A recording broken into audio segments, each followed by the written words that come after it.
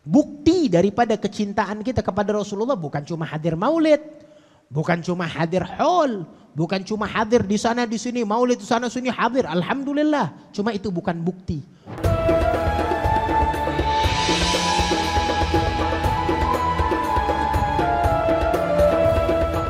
Kalau kalian sholat di belakang imam, mempunyai imam. Kemarin udah dijelasin bagaimana afdhaliyatul jamaah. Bagaimana keutamaan sholat jamaah. Lebih-lebih di awal waktu, lebih-lebih mendapatkan takbiratul ihram bersama imam. Wa alaika, nah kalian kalau udah nemuin imam sholat berjamaah, jangan lupa kalian mempunyai imam. Maka jangan kalian sholat asal-asalan. Maksudnya gimana? Tujuan didirikannya sholat jamaah yang dipimpin oleh imam adalah supaya imam tersebut diikutin. Tidaklah imam bergerak melainkan engkau mengikuti imam, bukan mendahulukan imam. Tujuan imam adalah untuk diikutin, bukan untuk didahuluin. Liyutamma bih, untuk kalian ikutin imam tersebut. Dia ruku, ikutin ruku. Dia sujud, ikutin sujud setelahnya. Bukan imam baru mau ruku, Allahu Akbar, belum sampai ruku, makmumnya udah lompat duluan. Makmumnya sampai ruku, imamnya masih setengah ruku. Imamnya baru mau sujud, imamnya tua, Allahu Akbar, dari atas dia mau sujud baru setengah, ini makmum udah lompat sampai sujud duluan sebelum imam. Jangan. Tujuan imam dilaksanakan, ditaruhnya kenapa sih di depan? Biar lu lihat lihat, ikutin imam. Dia udah kelar sujud baru ente gerak, dari rukuknya ente, dari i'tidalnya ente, dari sujudnya ente. Kapan geraknya? Setelah imam 100% selesai tumakninah. Imam dari ruku bangun ke i'tidal, udah berdiri tegak 90 derajat, baru ente bangun, baru ente mulai bergerak. Imam Allahu Akbar dari i'tidal ke sujud, jangan ente gerak. Imam udah sujud, udah nempel jidatnya, baru ente gerak, ente sujud. Jangan ente samain gerakan ente sama imam atau melebihi atau mendahulukan gerakan imam, jangan. Kalau terjadi dengan sengaja, dia bangun sebelum imam, dengan sengaja dia bangun berturut-turut sampai 2 kali bangun, itu bisa membatalkan sholatnya. Akan tetapi kalau enggak sengaja, ya sudah, jangan diulang lagi. Kadang orang imam lagi sujud, bangun imam dari sujud, imam belum bangun, dia bangun dari sujud. Ngelihat dia udah bangun, dia nggak tahu imam, dia pikir ini imam masih udah bangun dari sujud. Kadang kan ada orang kalau takbir Allahu Akbar suaranya kencang, dia pikir imam bangun dari sujud. Dia ikut bangun, ternyata imam masih sujud. Ini namanya nggak sengaja. Apa yang harus dia lakukan? Apakah harus kembali ke dalam sujud dia atau lanjutin duduk? Jangan kembali. Kalau ente kembali berarti ente nambahin rukun. Kan ente bangun dari sujud, ente nambahin rukun. Ternyata imam masih sujud, ente balik sujud lagi, ente sujudnya jadi 3 kali begitu. Tungguin imam di tempat ente. Begitu kalau enggak sengaja. Tetapi kalau disengaja kebiasaan, hukumnya haram. Apalagi kalau lebih dari 2 kali dia mendahulukan imam, itu bisa membatalkan sholat dia bersama imam tersebut. Sebab itu Rasulullah sallallahu alaihi wasallam menyatakan, alladzi yakhfad wa yarfa' qabla al-imam, barang siapa yang bangun dari sujudnya sebelum imam atau mendahulukan imam di dalam sujud atau di dalam ruku, intinya imam belum gerak dia dahuluin. Imam mau ruku dia dahuluin, imam mau sujud didahuluin, imam belum bangun dari sujud dilomba-lomba didahuluin. Orang tersebut sesungguhnya kepalanya itu dipegang sama syaitan. Kayak apa ente lihat tuh sapi, itu dipegang pakai tali, diikat, dibawa sama pengembala sapinya. Begitupun ente orang yang kayak begitu, itu diikat, dipegang sama syaitan jidatnya. Mau kemana dibawa, ditarik, yang bawa syaitan, yang ngatur syaitan. Begitu, ikutin imam. Jangan pernah dahuluin imam di dalam sholat. Sebab tujuan imam adalah untuk menjadi contoh. Imamnya salah, imamnya lupa. Gimana? Imamnya lupa, ikutin imamnya. Ikutin imamnya, kecuali ente yakin 100% kalau imam salah. Ini sholatnya 5 rakaat, kalau anda berdiri yakin 100% imamnya lupa, ya udah jangan ente ikutin. Tapi kalau ente syak juga, ragu-ragu juga ikutin imam. Oh ternyata salah, ya tinggal tambahin sujud sahwi. Ternyata salah, ternyata begini, tetapi ente nggak keluar dari kelompok imam. Terkadang orang pengen mukhalafah sama imam, membedakan dirinya dengan imam dengan fahish. Seperti apa? Ini di dalam sholat ada yang wajib, ada rukun yang wajib arkan, ada ab'adus shalah ataupun sunnah-sunnah. Terkadang orang nggak tahu mana yang wajib, mana yang bukan. Mikir tahiyat pertama di dalam sholat maghrib atau sholat zuhur atau sholat isya atau sholat asar itu wajib, padahal itu sunnah ab'adus shalah. Imam subhanallah nggak mau dia pikir imamnya buru-buru, dengan baik, dengan sengaja atau nggak sengaja imamnya nggak pakai tahiyat pertama, nggak pakai tasyahud pertama. Dari rokaat kedua sujud langsung berdiri, nggak pakai tasyahud, baik imamnya sengaja atau nggak sengaja lupa. Ini makmum pada so tahu, padahal itu ab'adus shalah bukan rukun. Terserah imam dia mau pakai apa enggak, walaupun afdolnya dia pakai. Tetapi pada so tahu, wow imamnya salah.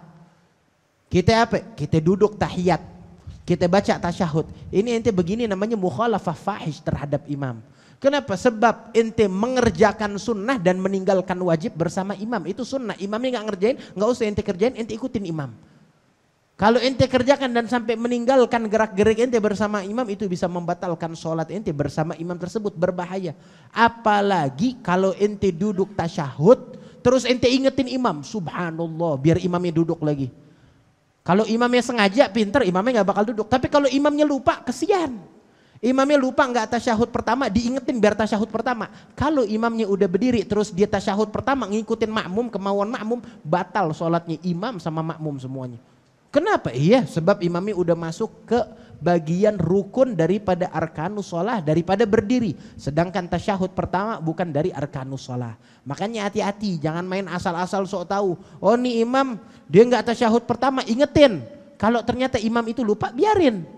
Atau sengaja selama dia udah berdiri, jangan diingetin di tasyahud pertama. Sebab kalau dia balik sholat satu masjid batal gara-gara kembalinya dia. Maka ikutin imam kemanapun dia berdiri, kecuali ente yakin ini adalah rukun yang salah. Dia 4 rakaat malah sholatnya 5, silakan ente duduk atau mau mufaragah atau nungguin imam. Tetapi kalau masih ragu-ragu, kalau masih mungkin ada perkataan atau gol lain atau perihal ulama yang membedakan pendapat tersebut, maka ikutilah imam. Imamnya nggak kunut subuh, ya udah ente nggak usah kunut. Mau kunut boleh di dalam hati. Mau kunut boleh, tetapi jangan sampai lama, sampai imamnya udah salam ente masih kunut. Nah itu namanya ente ninggalin 2 rukun. Lebih dari 2 rukun ente tinggalin yang panjang. Jangan begitu. Kecuali ente bisa kunut dengan cepat. Kunutnya ente cepat berapa? Imam berdiri di tidal nggak pakai kunut 10 detik. Ane bikin 10 detik kunutnya, ane silakan. Kan kunut tuh agolul kunut apa? Adalah meminta doa dan memuji Allah. Dikatakan oleh para ulama nggak harus Allahumma hdina fi man hadait, itu yang akmal afdal. Kalau dia cuma bilang dia minta pertolongan kepada Allah, Rabbighfirli ya Ghafur. Ya Allah Tuhanku, ampunilah aku wahai yang Maha Pengampun. Udah cukup daripada kunut. Udah mendapatkan daripada pahala meminta pertolongan kunut walaupun di dalam sholat.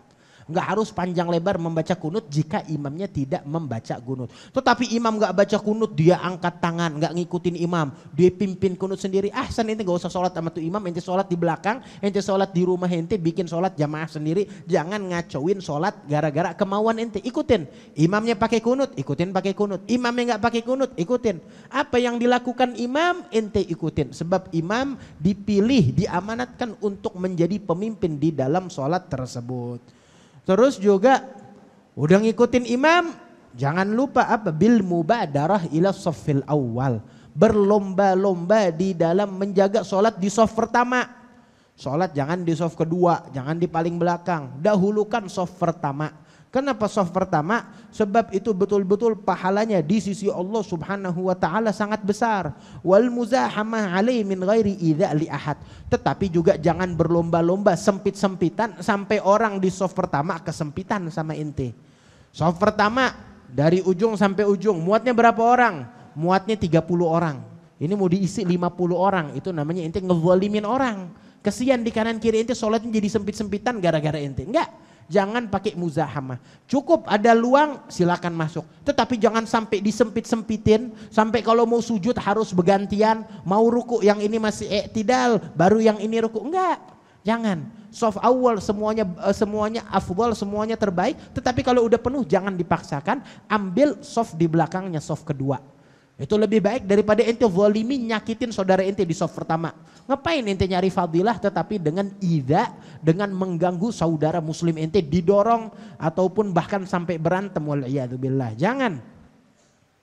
Tetapi juga jangan terlalu ada orang terburu-buru pengen softul awal sampai berantem. Ada yang enggak, silakan soft pertama dia di soft kedua. Jangan begitu juga. Dikatakan la ithar fil gurubat. Enggak ada yang namanya ithar, mendahulukan orang lain selama di dalam ibadah. Oh, apa itu ithar? Mendahulukan. Ana cuma punya air sebotol, ana aus, tapi saudara ana lebih aus, ana kasih saudara ana. Ini namanya ithar, silakan. Tetapi di dalam ibadah, dalam sholat, soft pertama lebih afdal. Silakan saudaraku, engkau lebih baik mendapatkan pahala lebih banyak. Saya kasih pahala, tempat saya ngambil pahala, ini pahala lebih banyak, saya kasih buat lo. Ithar. Saya dahulukan engkau saudaraku. Jangan begitu. Dalam sholat nggak ada yang namanya ithar. Dalam sedekah nggak berlomba-lomba di dalam kebaikan. Langsung. Jangan engkau mendahulukan orang lain di dalam soft pertama ataupun ibadah-ibadah yang lainnya. Terus itu di mana cara memulai sholat, di mana cara memulai soft. Ini terkadang orang-orang nggak tahu, main asal. Mau sholat main asal, nggak ada tertibnya. Pertama adalah yang dimulai jika imam sendiri cuma punya satu makmum. Makmum pertama bukan di belakang imam tetapi di samping kanan bagian imam. Di samping imam juga bukan sejajar, agak mundur sedikit. Itu dikatakan yang dihitung adalah mata kaki makmum dan imam. Mata kaki makmum dan imam. Jangan mata kakinya sejajar. Mundur sedikit mata kaki, walaupun makmum jari-jarinya panjang melewati imam, yang dihitung mata kakinya. Tetapi yang paling afdal dikatakan para ulama, ujung jarinya enggak melewati tumit belakang imam. Jadi ujung jarinya di tumit belakang nih. Kalau lagi sholat begini, di bagian kakinya. Kenapa begitu? Supaya kalau imam bangun dari sujud, ente enggak menjadi di belakang imam. Gimana itu? Kan sekarang kalau deketan, kalau lagi sujud, kalau sujud kaki bukan begini, tetapi begini. Kaki begini, thayyib. Tatkala imam bersebelahan sama ente, begini, lagi sujud kakinya begini. Imam mau bangun ke sholat. Imam mau bangun kemana? Bukan ke i'tidal, ke rokaat yang terbaru. Pas bangun ini kan si imam tumitnya bakal mundur. Dan tumit ente dalam keadaan maju. Kenapa maju? Ente lagi sujud, imam juga lagi sujud maju. Tapi imam bangun duluan, tumit imam jadi di belakang tumit ente. Gara-gara ente masih sujud. Ini membatalkan sholat makmum. Makanya ambil jarak sekitar seandainya imam bangun dari sujud, tumit ente masih di belakang. Patokannya gimana? Jari-jari kaki ente ditaruh di belakang tumit belakang imam. Di samping tetapi juga agak mundur sedikit. Jangan terlalu sejajar. Begitu. Mulai kalau makmumnya satu di bagian kanan imam. Makmumnya dua di bagian kiri. Cuma kalau baru sholat berdua jangan yang datang langsung ke belakang imam. Enggak. Sholat di belakang, di bagian kiri imam. Jadi satu imam, sebelah kanan ada makmum lagi datang telat sholat di sebelah kiri. Udah kelar takbir baru bersama-sama mundur. Bukan imam lagi di depan sama makmum sendiri, ini sholat di belakang. Saya mau di belakang imam. Ya silakan boleh, nggak batal sholatnya. Tetapi lebih afdol ente sholat di sebelah kiri terus sama-sama ente mundur atau imamnya maju. Disesuaikan dari keadaan tempat dan waktu tersebut. Begitu. Terus dimulai mana? Penuhin afdol bagian kanan. Nih kiblat ke sini bagian kanan dimulai. Belakang ada 5 orang belakang imam. 1 di tengah, 2 di kanan, 2 bagian kiri. Ini orang ke-6 datang kemana? Kanan apa kiri? Ke kanan dulu dahuluin. Tetapi kalau kanan udah banyak kiri kosong, penuhin, samain. Buat supaya indah dan simetris daripada barisan-barisan tersebut. Terus kalau udah penuh soft pertama baru bikin soft kedua. Bukan soft pertama masih kosong, ini sholat di soft kedua, ini sholat di soft ketiga, ini sholat di soft keempat berpisah-pisah. Itu membatalkan pahala jamaah. Ngapain lu sholat jamaah capek-capek, mending sholat sendiri. Kenapa? Pahala ente hilang. Ente sholat berjamaah tapi berpisah-pisah. Imamnya di depan cuma satu soft, yang makmum satunya di belakang di tiang, satu lagi di soft ketiga, satu lagi di soft kedua, soft pertama masih kosong. Enggak. Itu membatalkan pahala sholat jamaah.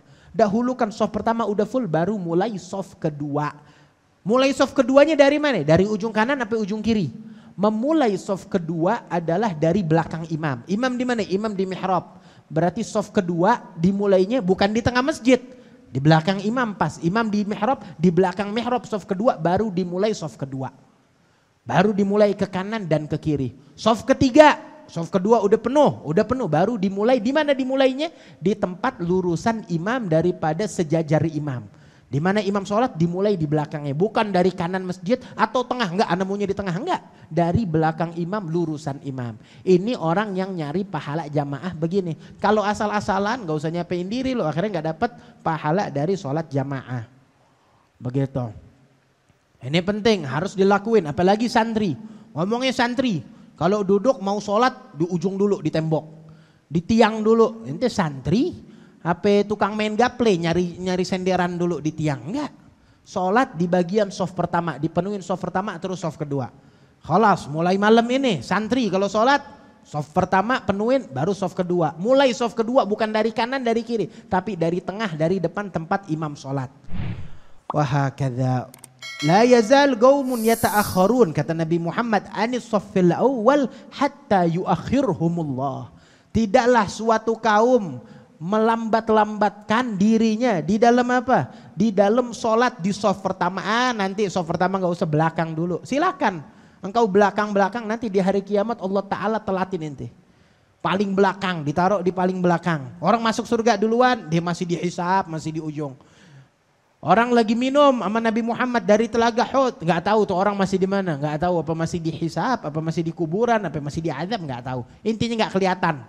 Jangan begitu, majukan diri kalian di soft pertama supaya kalian didahulukan oleh Allah Subhanahu wa taala.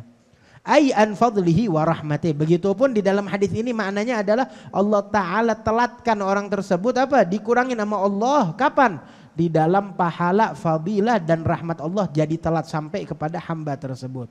Innallaha wa malaikatahu yusholluna 'ala saffil muqaddim al-muqaddam. Sesungguhnya Allah bersama para malaikatnya mendoakan, merahmati siapa? Orang-orang yang sholat di soft pertama. Bahkan Rasulullah mendoakan pada saat beliau hidup, orang yang soft pertama didoain oleh Rasulullah. Rasulullah minta taubat, minta ampunan. Allah Ta'ala, Rasulullah minta ampunan, menistighfarkan orang-orang yang sholat di soft pertama sebanyak 3 kali. Ya Allah, ampunilah orang-orang yang sholat di soft pertama. Ya Allah, ampuni orang-orang yang sholat di soft pertama. Ya Allah, ampunilah orang-orang yang sholat di soft pertama. Dan yang sholat di soft kedua itu diampuni sebanyak 2 kali minta ampunannya. Sekali. Yang sholat di soft kedua diminta ampunan oleh Rasulullah kepada Allah hanya 1 kali ampunan. Tetapi yang soft pertama diulang sampai 3 kali. Terus juga kalau mau sholat lurusin soft. Sunnah juga untuk meluruskan soft, merapatkan soft, disamain. Sejajar antara kaki, bukan yang ini maju, yang ini di depan garis, yang ini di belakang garis, yang ini di tengah garis. Mana yang benar gak tahu. Satu soft, cuma kakinya yang ini di depan garis, yang ini di belakang garis. Sebagian masjid, subhanallah, kan apa namanya, dia punya karpet beda-beda. Ada yang udah sesuai buat kaki, garisnya tebal. Nggak lewatin garis depan, nggak lewatin garis belakang. Cuma ada yang pendek. Udah deh, jadiin nih garis di bagian jempol kaki depan.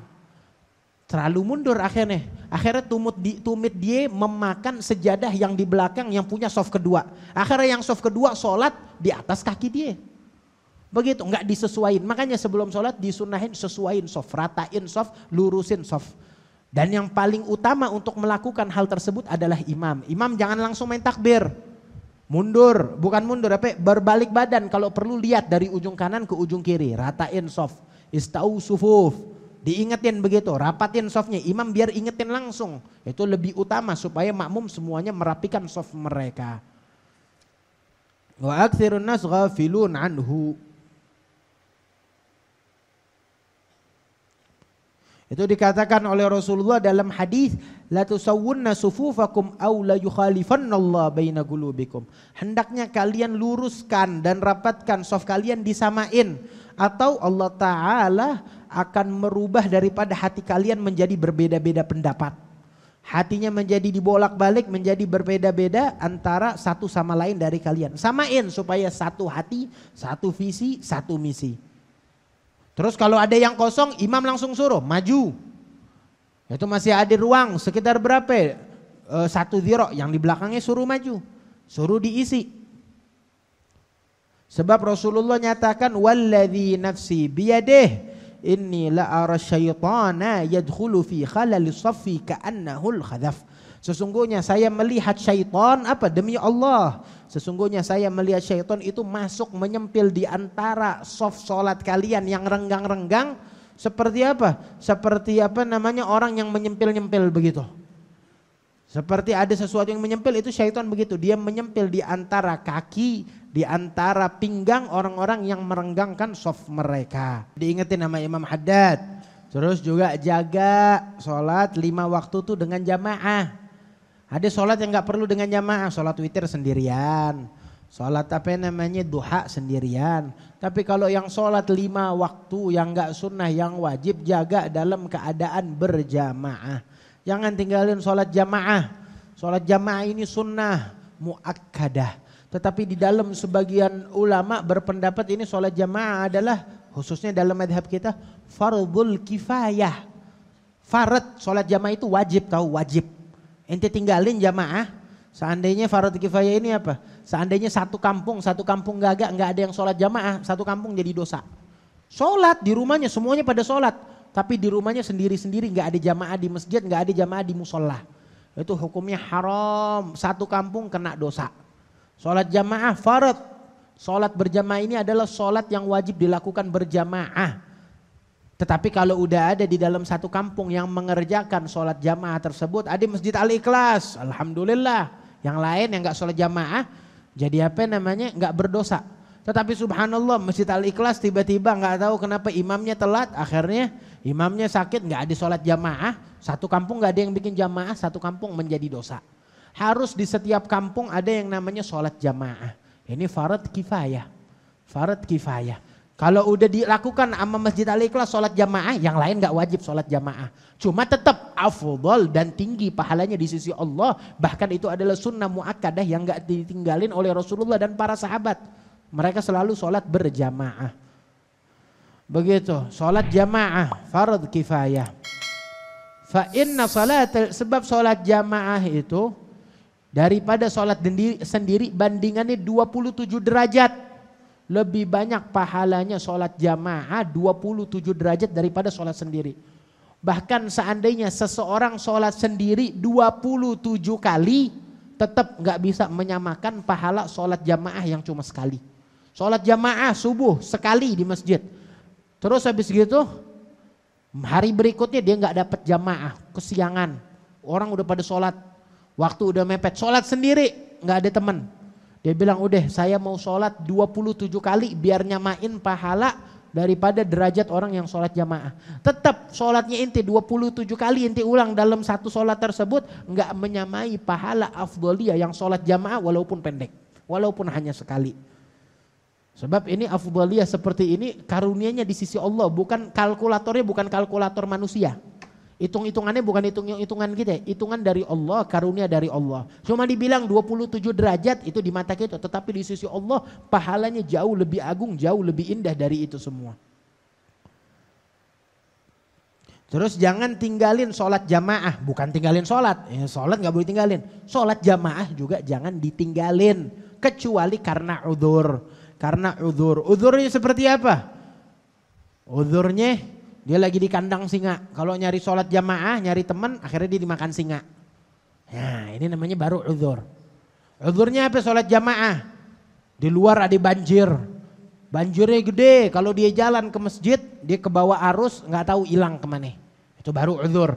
Udzurnya parah. Kalau cuma gerimis, jalan ke masjid 10 langkah. 10 langkah, enggak, dari kamar, dari sakan berapa? Cuma 5 langkah. Kalau ente lewat dari hujan, selebat-lebatnya hujan, cuma kena lewat 5 langkah itu paling ya 3 detik. 3 detik itu paling terkena air sekitar 5 tetesan. Orang kalau terkena air hujan 5 tetesan bakal sakit apa enggak kira-kira?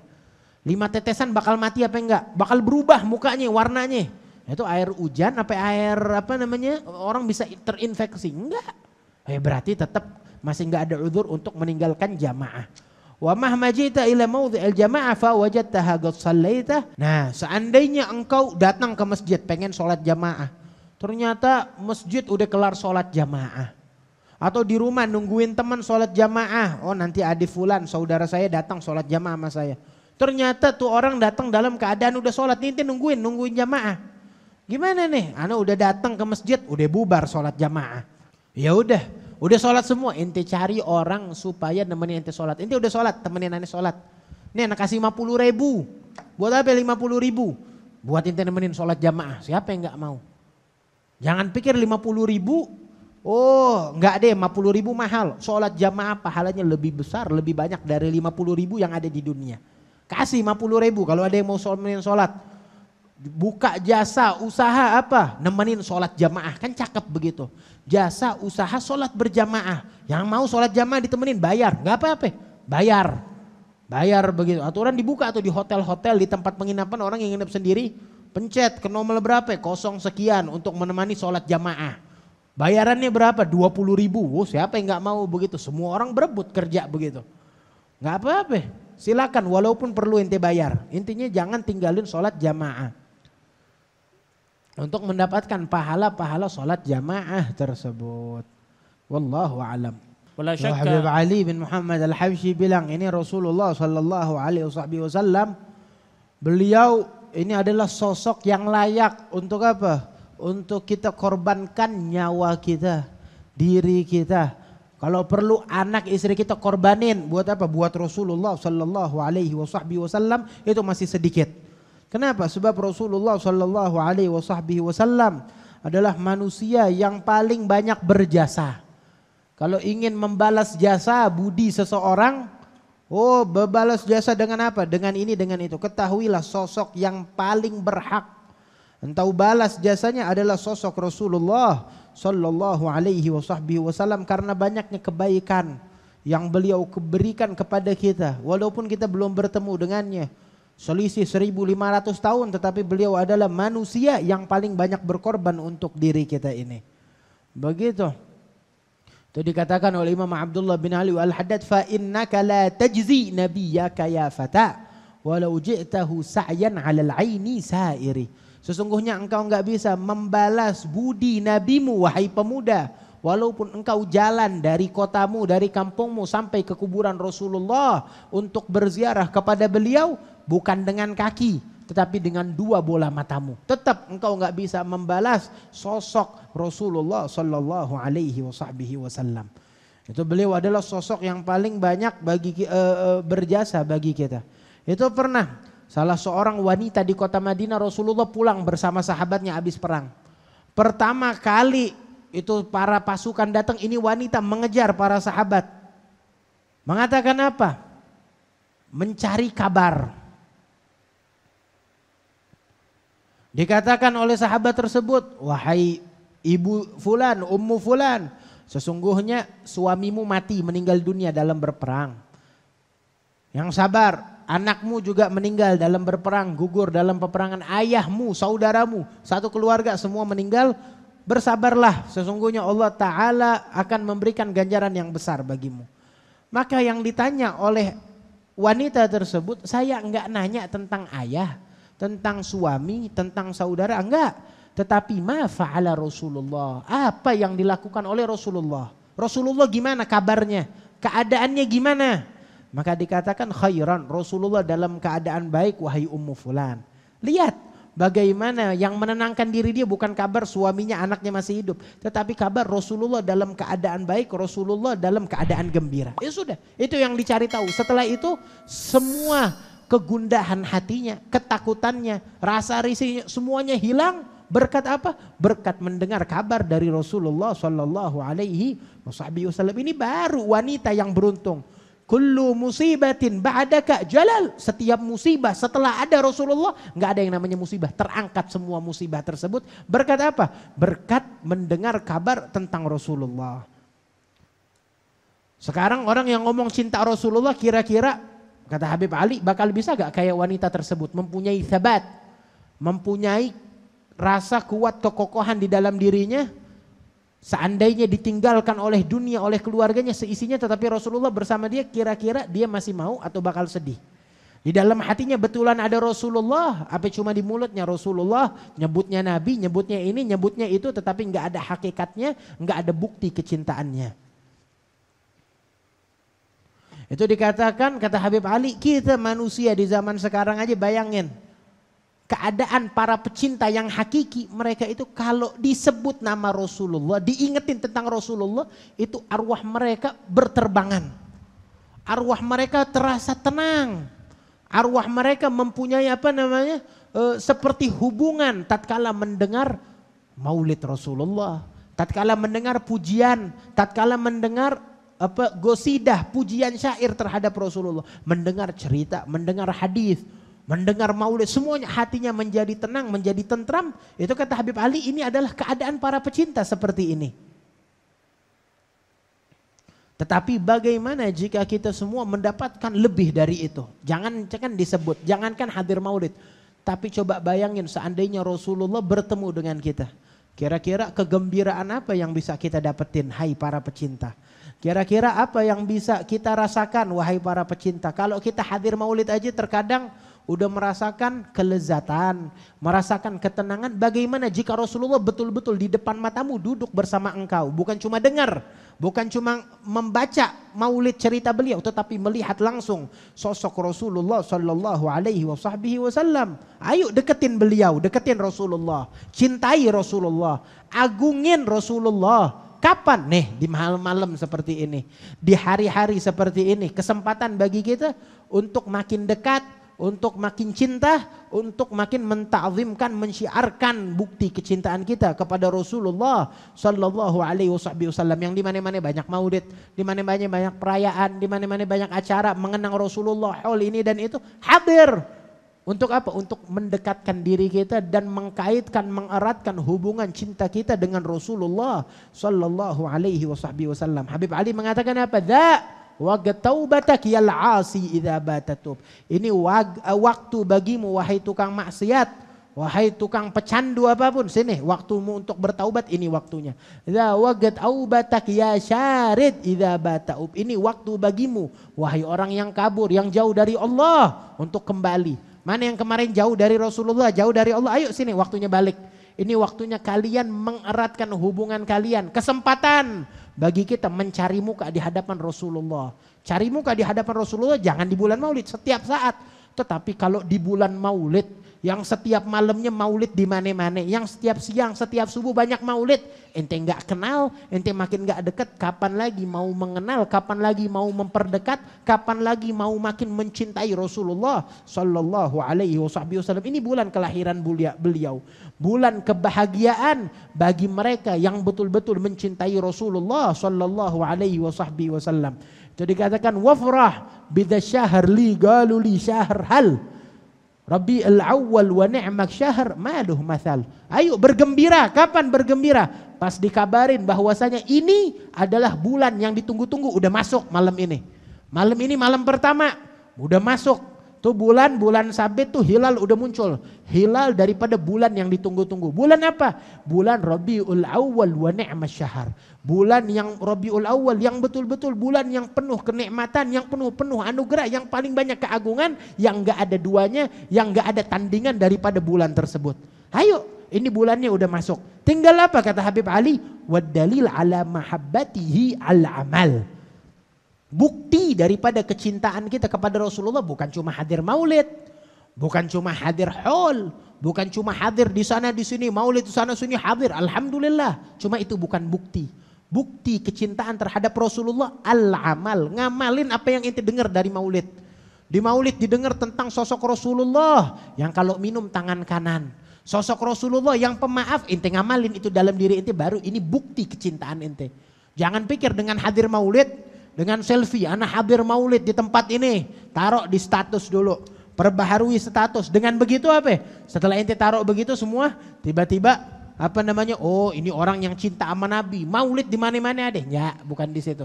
Ente makin dekat, makin banyak amal, baru bukti kecintaan terhadap Rasulullah sallallahu alaihi wasallam. Itu bukti kecintaan adalah beramal dan ittiba' bima ja'a bihi wal ittiba' lahu wa ihya syari'atah. Dan juga menghidupkan syariat Rasulullah di tengah-tengah umat. Umat krisis apa? Krisis akhlak, krisis ilmu, krisis kecintaan terhadap Rasul, krisis dalam keadaan krisis syariat. Hidupin syariat Rasulullah di dalam rumah kita. Jangan teriak, ayo kita hidupin, ayo kita sukseskan ini dan itu. Enggak. Suksesin dulu Rasulullah. Ini waktu kita untuk mensukseskan Rasulullah, amalannya, ajarannya, manhajnya di dalam rumah kita, di dalam diri kita dan keluarga kita. Kita ingin negara menjadi negara syariat, negara Islam, negara yang begini, negara yang membela ulama, negara yang membela agama. Sebelum itu bela agama di rumah kita. Sebelum itu dirikan syariat di rumah kita. Buktikan cinta Rasulullah terhadap anak istri kita. Ngomongnya mau bela Rasulullah, cinta Rasulullah, hidup dan mati untuk Rasulullah. Tapi pas kawinan anak perempuannya yang nontonin 1000 orang, laki-laki yang bukan mahram.